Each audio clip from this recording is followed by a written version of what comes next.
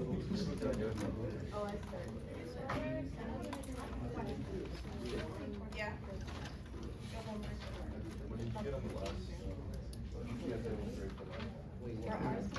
We're ready to get started. Ready? Here we go.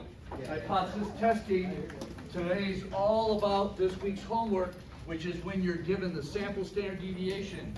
When you're given the sample standard deviation. Don't forget there's 3 hypothesis testing formulas that will be on the next quiz. Let me bring them up. Where are they? Hang on.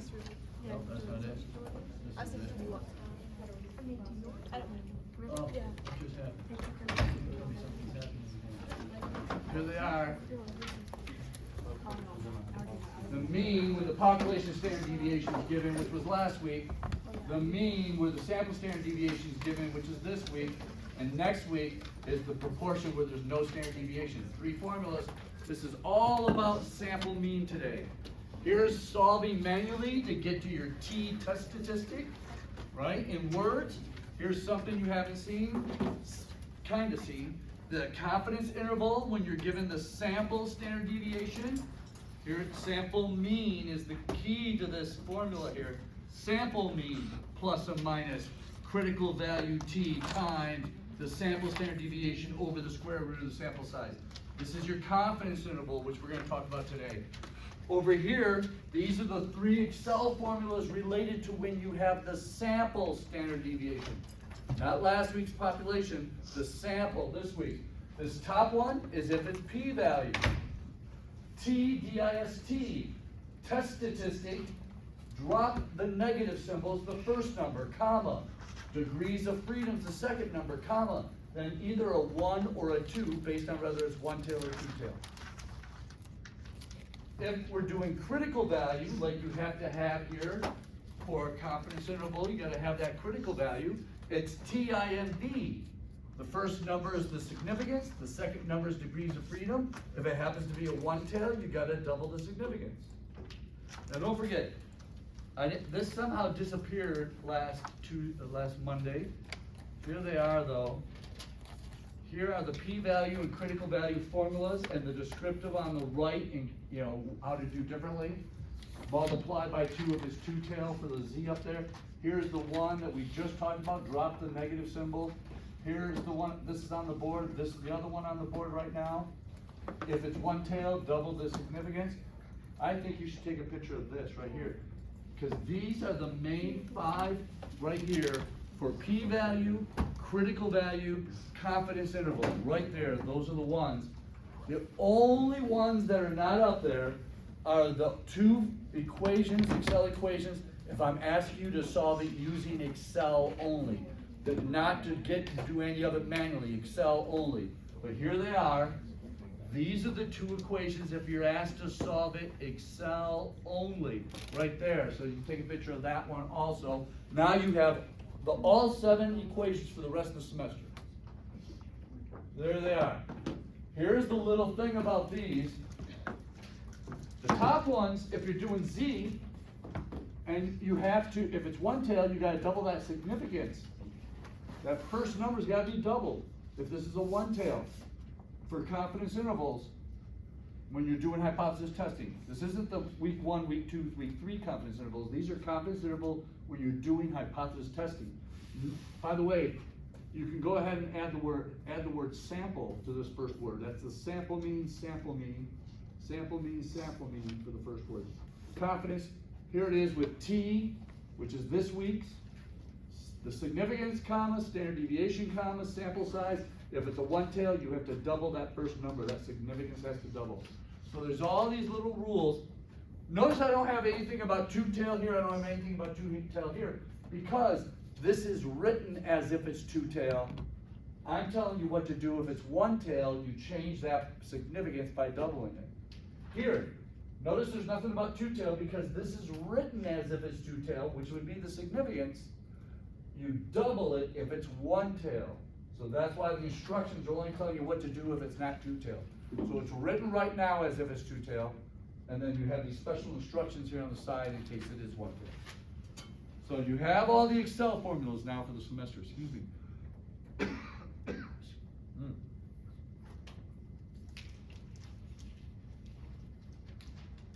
Let's do some examples. Oh, wait. Yes. When you have to use the normal distribution thing for Excel, when would we have to use 1 minus normal distribution? Is that when it's Yep. I want you to notice the first words will tell you the difference. If you gotta do Z p-value, you have a negative test statistic, you don't use the 1 minus. If you have a positive test statistic, you do use the 1 minus. This is for if you get Z p-value. This means last week, because you had the population standard deviation, and next week when you have no standard deviation. That's this one right here, that top one. Now here's the deal. Today's all about us being able to solve any one of these problems now, all 3 ways. By the end of this lecture, we gotta be able to know how to do a p-value, which you did on all of last week's homework. We gotta know how to use critical value approach, which is all about this week's homework, number 2 and number 3, I believe. And then confidence interval, we're gonna talk about today, and you're gonna have some homework problems next week that include confidence interval. I can't remember if we hand in week 6 homework or not, but whatever the case may be, there'll be examples of using confidence interval on next week's homework. That's never. I'm sorry? I don't think so. I think it stays. We don't, or do? Yeah, I believe so. We don't? Yeah. Okay, because probably because I want you to study for quiz 2 or something. All right, so all 3 approaches. So now, I want to make sure we can identify the problem, so here's what I did. I want you to tell me whether you're going to be using a Z or a T if this were a quiz problem right here. Let me see if I can make it bigger. This is Z or T. In order to conduct a hypothesis test for the population mean, a random sample of 24 observations is drawn from a normally distributed population. The resulting sample mean and sample standard deviation are calculated to be 4.8 and 0.8 respectively. Conduct the following test using 5% significance. My question for you is Z or T? T. Very good. Oh gosh, I think the recording may have even captured that as if we're a real class. Here we go. A researcher, whoops, I don't want to give up the next one. Hang on, I'm going too fast. Move. A researcher wants to determine if the population mean is greater than 45. The random sample of 36 observation yields a sample mean of 47. Assume the population standard deviation is 8. Is this a Z or a T? Z. Z, because the population standard deviation, that sentence right there, very good. Here we go. A research analyst disputes a trade group's prediction that back-to-school spending will average $606.40 per family this year. She believes that the average back-to-school spending will differ from that amount. She's decided to conduct a test on the basis of a random sample of 30 households with school-aged children. She calculates the sample mean to be $622.85. She also believes that the back-to-school spending is normally distributed with a population standard deviation of $65. That was a long way to get to that sentence. She wants to conduct the test at 5% significance. Z or T? Z. Z, that sentence right there, population standard deviation. This is the part where you guys are gonna ace the second quiz. Nobody's gonna not do the right formula. You're gonna realize it's a Z or a T. We got that down, right? That's the key. Now, oh, we got one more. A local brewery wishes to ensure an average of 12 ounces of beer are used to fill each bottle. In order to analyze the accuracy of this, whether it really fills the 12 ounces or not, the bottler takes a random sample of 48 bottles. The sample mean, weight, and the sample standard deviation are 11.8 ounces and 0.8 ounces respectively. This sounds familiar for some reason, but Z or T? T, because the sample standard deviation, very good. Okay, now, you got that down. What you need to get down next is making sure you follow the instructions as to which approach to use. P-value approach, critical value approach, or confidence interval approach. Because some of you are going to assume p-values, happens every time on the second quiz. But even when critical value approach is being asked for, or confidence interval is being asked for some reason students will do p-value because that's the one they're most familiar with from last week's homework or something, I'm not sure. But read the instructions carefully and make sure and use the correct approach. So, as an example today, I decided, where is it? Is this it? Right here. We're gonna take this problem right here. I'm gonna do all 3 approaches. I'm gonna pretend it says to do the p-value approach, then I'm gonna pretend it says to do the critical value approach, pretend it says the confidence interval approach, and this will be the first time you're gonna see this confidence interval being used now which is taking the sample mean plus and minus the critical value t times the sample standard deviation over the square root of the sample size. You're basically taking the margin of error and just adding subtracting to the sample mean. But here's the part about confidence interval when it comes to hypothesis testing. You're gonna get that upper interval, you're gonna get that lower interval, then you say to yourself, does the hypothesized mean fit? Here it is. If the hypothesis mean fits that interval, you cannot reject. If the hypothesis mean is not between the two intervals, then you must reject. Everybody hear that? That's the rule. And here's how to get the interval. If I'm saying solve the interval using Excel only, and you have the sample, there's that T right there, and you have the sample standard deviation. The other question you have to ask yourself, okay, is it a one-tail or a two-tail? Because I want to make sure I'm using the right significance here. If it's two-tail, I'm using significance, but if it's one-tail, I got to double that significance to get the correct interval. If I'm using Excel only. This confidence is all about, don't forget the instructions always say, use Excel only to solve it. Because you only got to write one equation, you're putting plus and minus. When you type it in Excel, you'll type it as a plus, go back, put it in as a minus, you got your two numbers.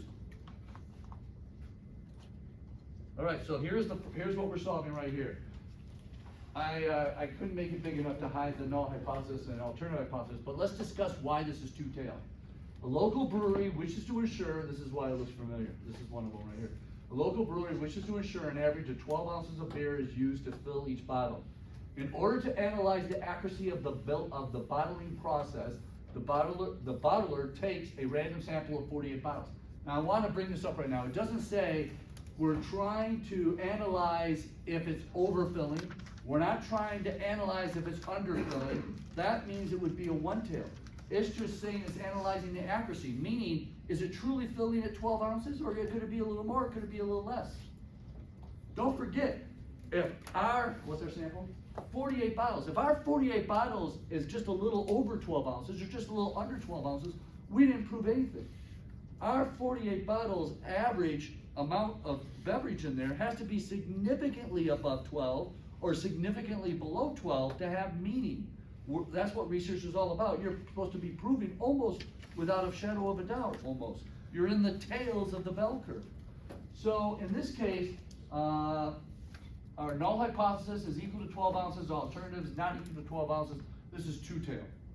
So we're basing all of this on two-tail. We're gonna start with p-value.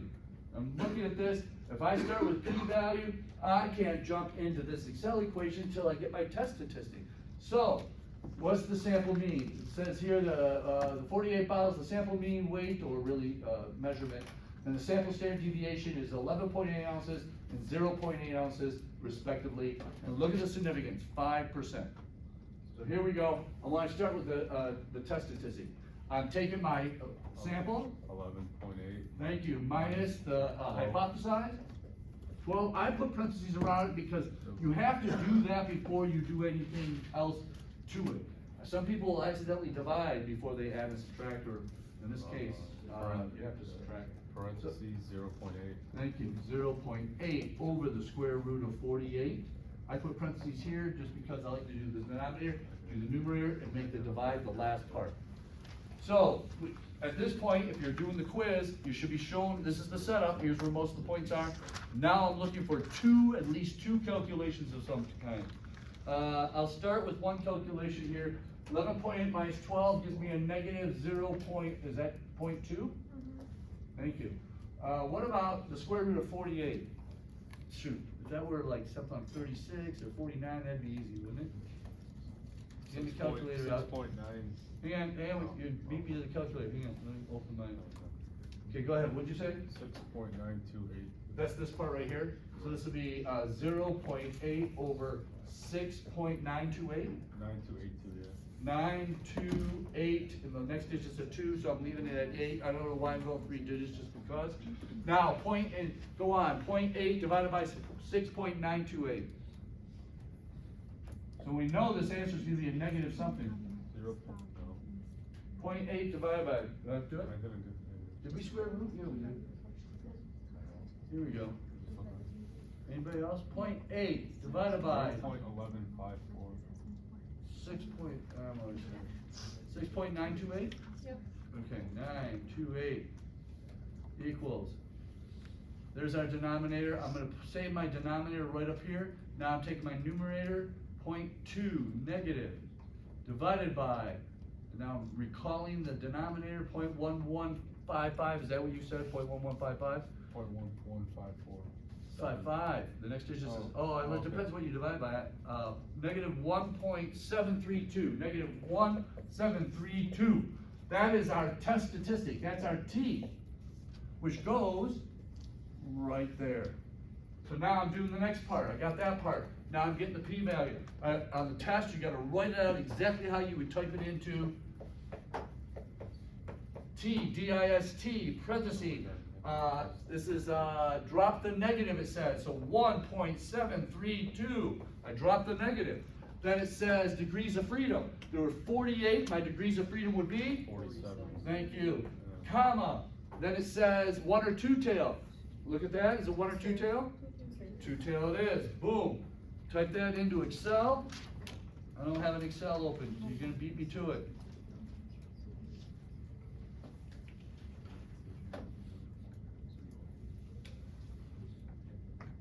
Equals T-I-N-V, no, not I-N-V, D-I-S-T, correct? D-I-S-T, parentheses, 1.732, comma, 47, comma, 2, parentheses, I get 0.089, let me look here, 0.0898, 0.0898. Okay, there, we got that. We have at least two calculations here, right there and right there. We have our test statistic, we plug our test statistic to get our p-value. The next step to compare our p-value to the significance. 0.0898 is greater than 0.05. I'm just gonna put parentheses, that's our significance. This is our T test statistic. I'm showing that one, I now did that comparison. There's where points are that you're showing a comparison. Anytime our p-value is greater than our significance, we must do what? Reject or not reject? We cannot. Not reject, not reject. There we go. Now, I'm gonna try to put it in words because number 4 homework problem, you need to put in words your answer for number 3. So our answer is not reject. I'm gonna try to give you an example of putting it in words based on here. I gotta read it again. Hang on. Blah, blah, blah, 12 ounces, right? Machine, okay, here we go. We cannot reject. Therefore, we do not have evidence that this bottling machine is filling these beer bottles any differently than 12 ounces. We have no evidence to refute that. It is probably around 12 ounces because we're just too close. We ended up at 11.8 and it's not far enough below 12 to say that it's doing anything differently than 12 ounces. Your random sample will always be different than the population average, but it's how different it is. And when that random sample is so different than the population one, the one you expected, it's trying to tell you that you don't have the correct population mean. That this machine would not be filling at 12 if our sample was so far below or so far above 12 that we could have rejected at 5%. We couldn't reject, so we didn't prove that our machine's off. No reason to make adjustments. Let it keep going. Let it keep filling the bottles. Everybody get how this works? This, by the way, if you're ever looking at a job, quality control, entry-level quality control, you're basically pulling the beer bottles out. You're not drinking them. You're pulling them out. And you're pouring these into this machine that's measuring the liquid. And it's hooked up to the computer. And you're doing 48, and it's giving you your mean, and it's calculating your test statistic for you. It's giving you your p-value. This machine is all set up to give you that p-value. And it knows that you already programmed it in for 5%, and it's letting you know whether it's reject or not reject. And when it says not reject, then you're not gonna fiddle with that machine. You're gonna let it keep running, let the process keep going. There's no reason to make adjustments. We're still right around 12. A couple hours go by. Your job's to come back and pull 48 more and do it again. Quality control is a great entry-level job once you graduate from college if you like this stuff at all. It pays well, and the road to opportunity, because so many people are afraid to do quality control because they're afraid of numbers. They're afraid of math, when really the computer's really doing all the math for you. But if you like this stuff that I'm going over, maybe you are one of the few who can read the output after pouring the 48 bottles in, the 47 because you drank one, that you poured in. So, and then there's great opportunity to get to six figures within like 6 years out of college. You're making over 100,000 in quality control. That's how highly looked at this kind of job is, using this stuff. So, all right. Can you repeat the word, the sentence to like why we're not What it means? using- Okay, you ready? There's no evidence to prove. Because we can't not reject, therefore we do not have evidence that proves that this bottling machine is filling these beer bottles any differently than 12 ounces. As a researcher, we're trying to figure out maybe it is filling it differently than 12 ounces and we need to adjust the machine, but we don't need to. Professor, for the p-value, is it a 0 or a t? Say again, is it what? For the p-value approach, is it a 0 or a t? This is a T, because we have the sample standard deviation. So that's why, and all of this week, homework is a T. This whole homework this week's T, that's why I'm doing the T. And if you were given a problem with like no sample standard deviation, then it's a 0, right? Yes. For the p-value. If you had the population standard deviation or no standard deviation, you'd be doing Z for p-value, which would be the norm, those other equations. Oh, hang on, you know what I'm talking about. Hang on, I just want to bring them up for everyone else. Which would be the p-value norm dot dis, either the 1 minus or the, depending if you have a positive or negative test statistic. But the whole concept's exactly the same. So. And for the quiz, you will tell us like which approach to use. That's the difference between this quiz. That's the second step of this quiz that you didn't have on the first quiz. The first step is exactly like the first quiz. You gotta recognize if you have the population or the sample, standard deviation, or none. But then the second step is you gotta read those directions and see which approach I'm telling you to use to solve it, which is gonna be one of the three approaches, which is p-value, critical value, or confidence interval. Now, we just solved a p-value, and we said we can't reject, and we put it to words, hey, this machine is possibly, this possibly really is filling at 12 ounces. Now we're gonna use critical value. All right, so I'm just gonna erase this. We're gonna start over, but we're using critical value. I'm not gonna get rid of the work we did already on that test statistic, because critical value uses the test statistic. What I have to do now, though, is I gotta find that critical value to compare that test statistic to. So, here we go, I'm using this formula, we're using the same information, we're just using the critical value approach, equals T, I, N, V, parenthesis. Is this two-tail or one-tail? This, I gotta put the problem back up there. It's two-tail, isn't it? Yeah. Yeah, where is it? Which problem is it? This one right here? Here we go. Yeah, two-tail equals 12 ounces, not equal. So I'm just using the significance, which it says 5%, so 0.05 significance. I don't need to double it because if it were a one-tail, I gotta double it here to get the right critical value. But I'm not doubling it. Degrees of freedom, 48, so 47 is our degrees of freedom. I put this into Excel. Here we go. Equals TIMV, parentheses, 0.05, comma, 47. I felt my finger miss a key. No, good. So our critical value is equal to 2.0117. Is that right? 0117. Now watch what I'm doing. Plus, minus.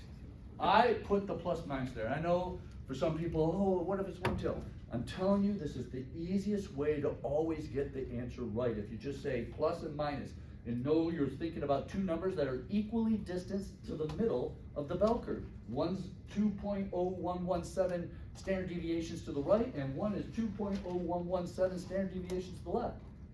Now it's a matter of you. If this were a number line, you got negative 2.0117, you got positive 2.0117. It's a matter of you now imagining where would the test statistic T land on that number line. In between, inside, or outside those 2.01117. Well, ours is negative 1.732. So altogether, is our test statistic inside or outside those critical values? Inside or outside?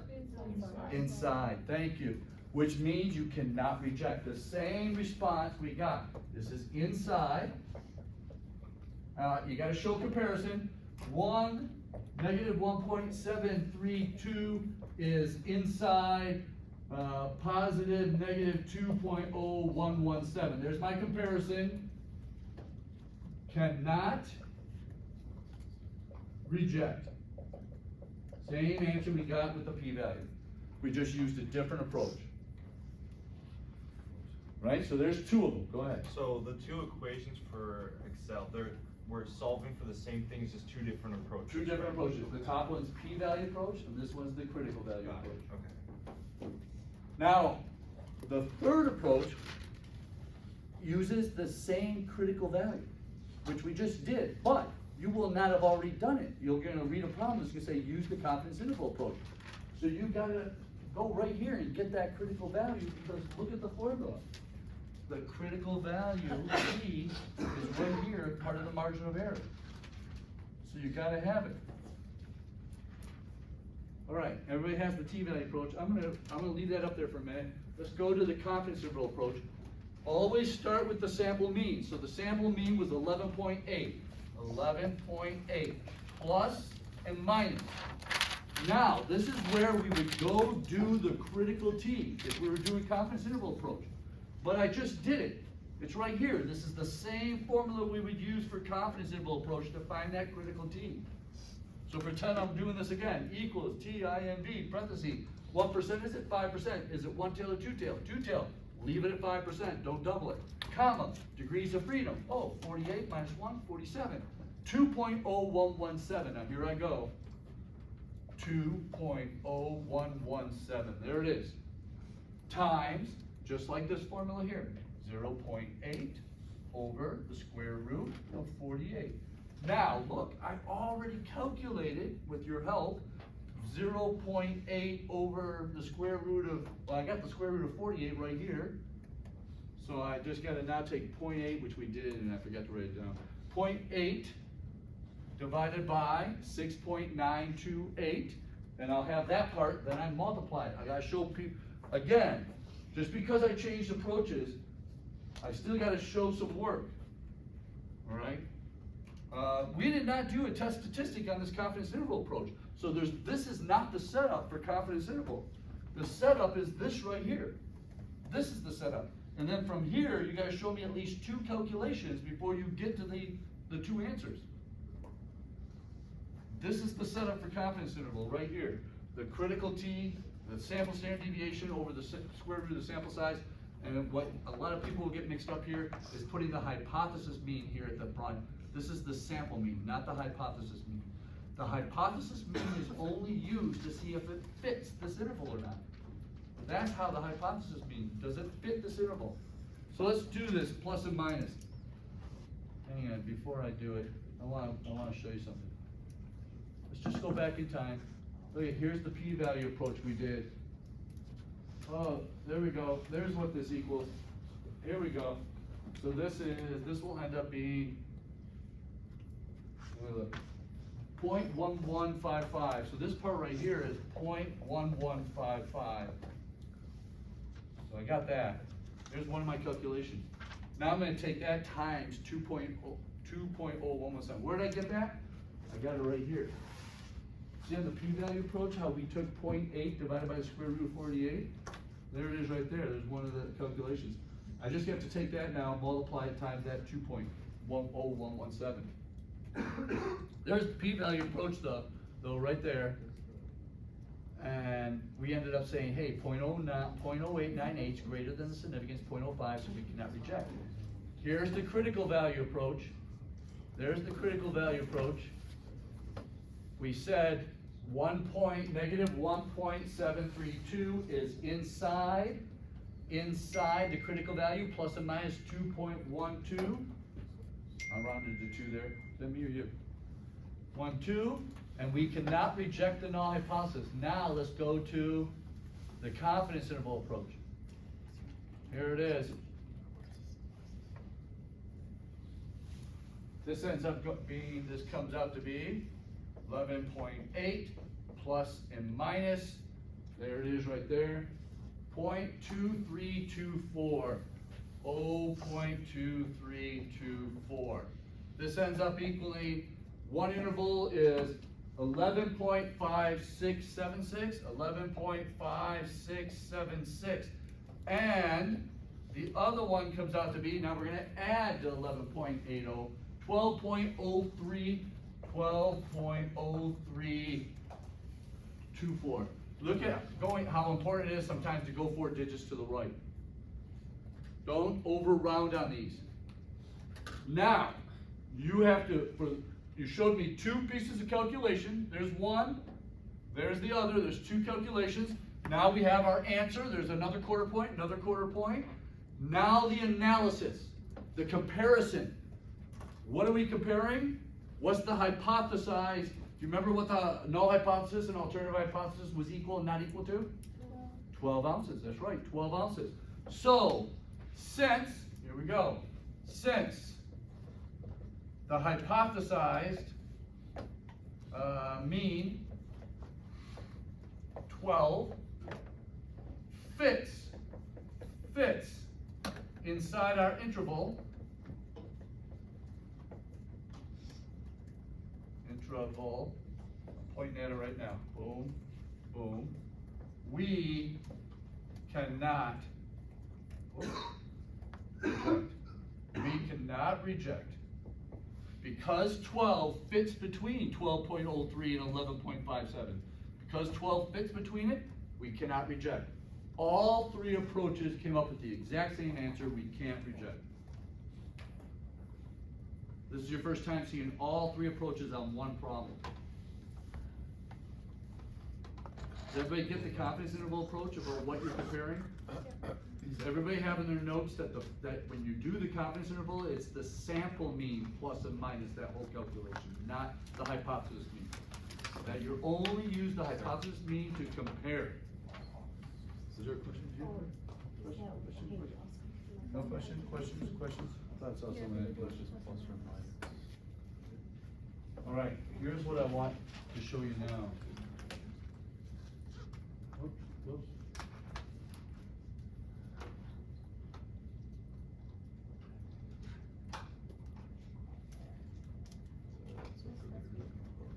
What if it's a one-tail? Scroll up. Yeah. I wanna see the first problem next to it. Tell me how far to go. You want, right there? You wanna see the problem itself, is that what you said? Yeah. Okay. So when you use, different. I'm coming up on that. Oh. We're coming there, we're getting almost there. I can't remember if I put that on this sheet or not, that's where I was ending. Okay, now here's what I wanna do. I wanna show you something. A one-tail. I wanna show you what happens with all 3 approaches when this changes to a one-tail. All right, let me go back to the p-value with 2 tails. Look at what we did right here. This formula right here, we had to put 1 or a 2 at the end. We're only difference to the new equation we're about to look at is that it's 1 instead of a 2. It's gonna be a one-tail instead of a two-tail. That's the only thing we gotta change. We're still gonna be at negative 1.732. We're gonna get a slightly different p-value because it's one-tail. Matter of fact, it's gonna be half of this p-value. A one-tail will be half the two tails. So instead of 0.0898, it's gonna be something like 0.049. Well, let's take a look. And sure enough, here it is, 0.0449. Still negative 1.732. There's the difference right there. All we did was change it from a two-tail to a one-tail there. But look what happens. 0.0449 is less than the significance of 0.05. We can reject the null hypothesis. Just because this problem switched from a two-tail to the one-tail. And here's the sentence. Let me read this sentence to you. The local brewery wishes to ensure the average of 12 ounces of beer used in each bottle in order to analyze if the bottling process is underfilling. Do you see those words? That's how it turned into a one-tail. Because the researcher wants to analyze the bottling process to see if it's underfilling. And sure enough, the mean hasn't changed. It's still 11.8. And it is less than 12, but is that far enough to be less than 12? If all we're measuring is one way, then we only are gonna end up getting half the significance. That 5% now is only 2.5% in each tail, because it's a one tail, or, let me take that back, 5% one tail. So, what happens is it changes everything, because our 0.0449 is less than 5% instead of before the 0.89, whatever was greater than, and we can reject. Now here's the deal, whether we use the p-value approach, or the critical value approach, or the confidence interval approach, every one of them now are gonna say reject, because of it being one tail. Now, you tell me this time, I'm showing you the O critical value, there it is in the middle there's the O critical value. What's gonna change? What is gonna change on here now that it's one tail? That's gonna change our whole answer. What is it nothing else changes but one little part of it. What is it? That's right. That equals TIMV right there in the middle. Let me highlight that. 0.5 instead of 5%, Would be 10%. because it's one tail, it's gotta double to 10%, which will change our critical value. We're still comparing the negative 1.732, whether it's inside or outside, but watch what happens to our critical value because we're a one tail now. So let me jump down to critical value. There it is, 0.10 now instead of 0.05. Our critical value goes from 2.0117 to only 1.678, and plus and minus. And now negative 1.732 is outside the negative 1.678. And now that it's outside, we must reject the null hypothesis, just like the p-value. But all that's changed is that it's a one tail. And all we had to do was change the percent of the significance in the Excel equation. And it changed the whole problem. Confidence interval. Let's look at the old confidence interval. Help me figure out what it is about this old confidence interval that's gonna change. Something there is gonna change in that description of this problem because now it's one tail. What number or what's gonna change there? Oh, no answers. We are recording.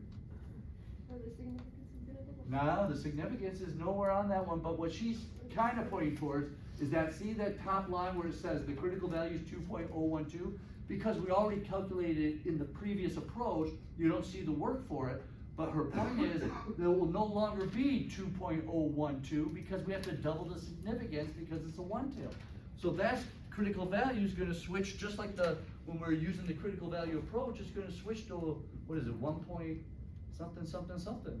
Sure enough, it's 1.678 now instead of 2 point something. And whoops, that's gonna go, oh, okay, hang on. Oh, there we go. 1.678 now instead of 2.011. And now look at our interval. Our interval's a lot closer together. It's not quite as wide. It's 11.994 to 11.6062. Let me point out, look at what it starts with, the sample mean, 11.8. The hypothesis mean is not in the confidence interval formula. The hypothesis mean is what you're bringing up now to do a comparison. You're gonna say 12 does not fit between our upper and lower interval. 12 doesn't fit between those two numbers. Therefore, we must reject the null hypothesis. Because now it doesn't fit. Go ahead. Do you think you're gonna post this doc? This document, isn't it posted? I don't see it. You sure? Oh, man. I don't know. Wait a minute, let me look. Okay, I'll post it after everybody does their in-class thing. Okay, here we go. Using Excel only. This is a one tail. Using Excel only. Standard deviation was 0.8. The sample size was 48. Look at what we have in the confidence parentheses there. Look at the first number, 11.8, sample mean. Uh-oh, let me add the word sample here. Add the word sample on your notes. Sample. Add the word sample mean on your notes for hypothesis testing. This isn't like week 1, 2, and 3. This is hypothesis testing using Excel only to come up with that confidence interval. And here it is, 11.8 plus and minus confidence dot T, because we have the sample standard deviation involved. Double the significance because it's one tail. 0.10, comma, standard deviation, 0.8, comma, sample size, 48, parentheses, one-tailed means double that significance, that's why we used 0.10 instead of 0.05. Here's the same confidence interval as above, look at that, 11.994. Look up here, 11.6062, the same exact numbers. Then you would say 12, our hypothesis mean 12 does not fit between those two numbers, therefore we cannot reject the null hypothesis.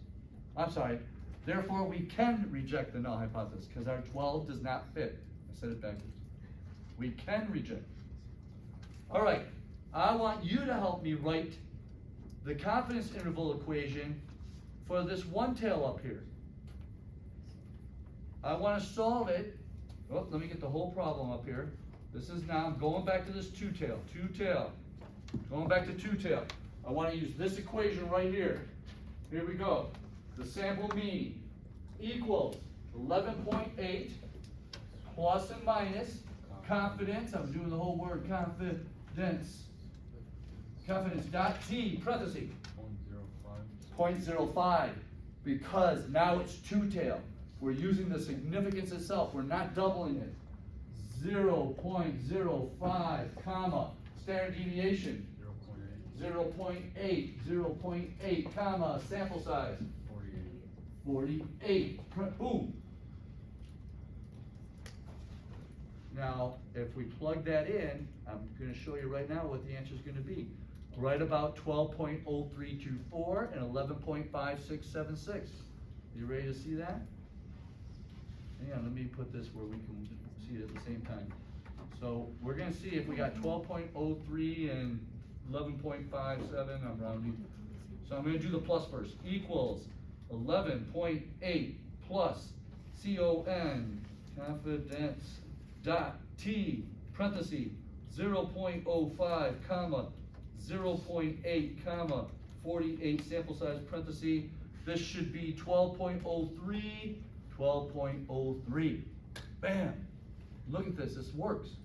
Now all I'm going to do is go up and change this to a negative so I can write the other answer on my quiz that I'm taking, right? Boom, boom, here's the bottom one. It should be 11.5677, 11.5677, or 76, right in there. See how it works? The only thing we did differently is we only used 5% confidence because in this case we went back to a two-tail. And it gave us the same if you're using, and now you would say our hypothesized 12 does fit between 12.03 and 11.57, therefore we cannot reject because we're back to a two-tail.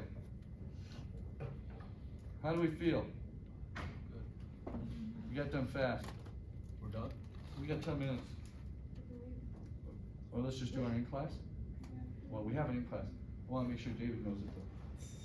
Do you know we have an in-class? Yeah. Okay, I didn't want you to leave. All right. So the only time we multiply the Excel result by 2 and the tail using the population standard deviation. The only time we multiply by 2 is if we're using the norm. The norm that, That just one. Hang on, let me bring it up so you can see it. This is what should be posted right here. So you have these right here. You only do these multiply by 2 if you're doing the Z. Does that answer the question? Yeah. That's two tail, yes, because it's point zero five, because it was Say 8.1. that again. The critical value Excel equation. Excel critical value. What about the Excel critical value? What's wrong with it?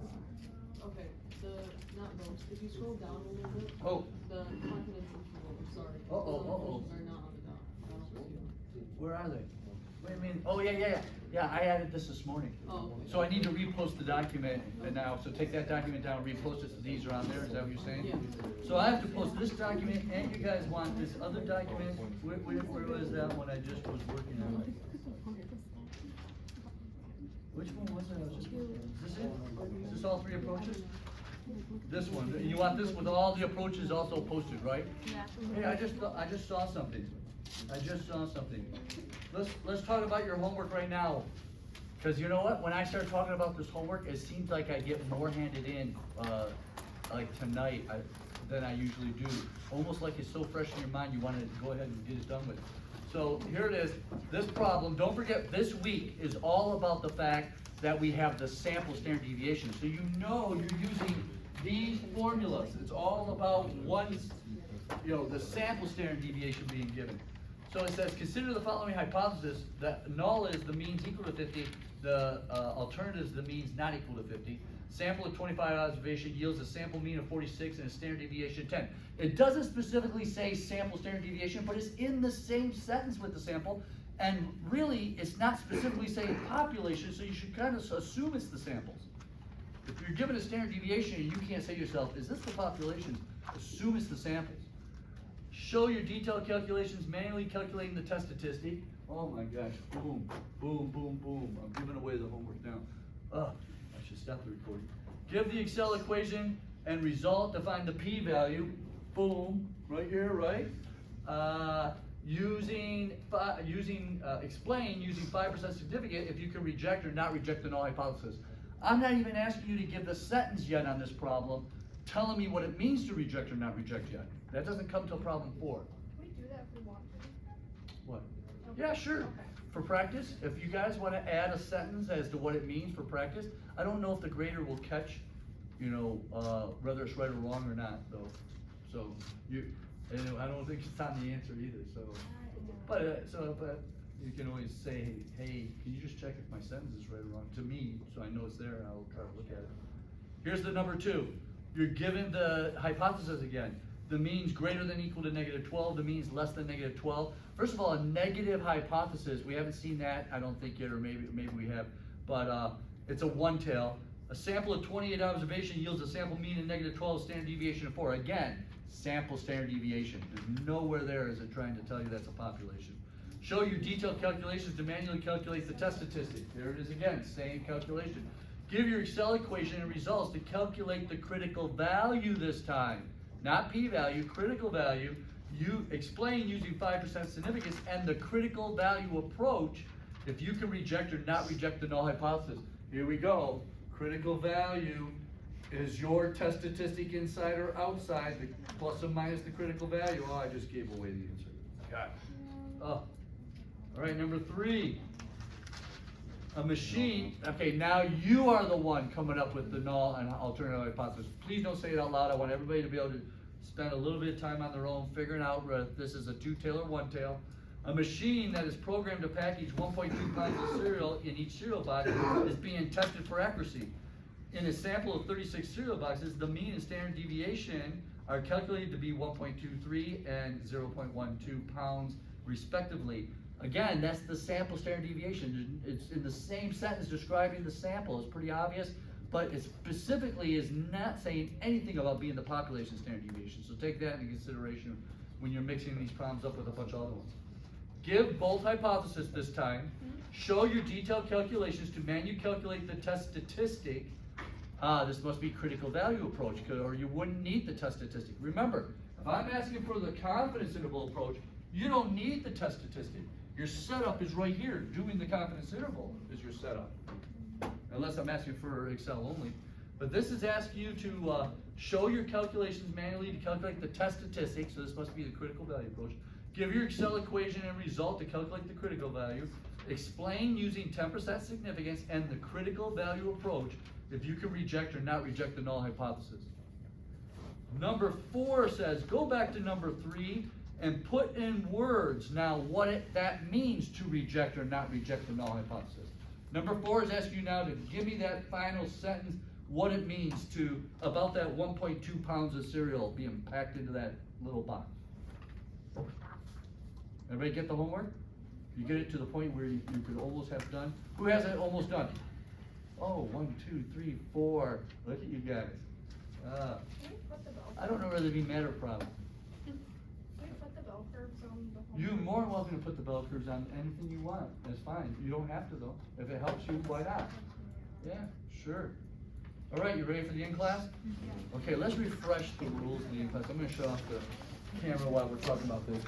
A couple of people did not go to other rows and compare to other people because their answers were so far off that there's no way they could hand in an answer like that unless if they had compared to 2 other people in 2 other rows.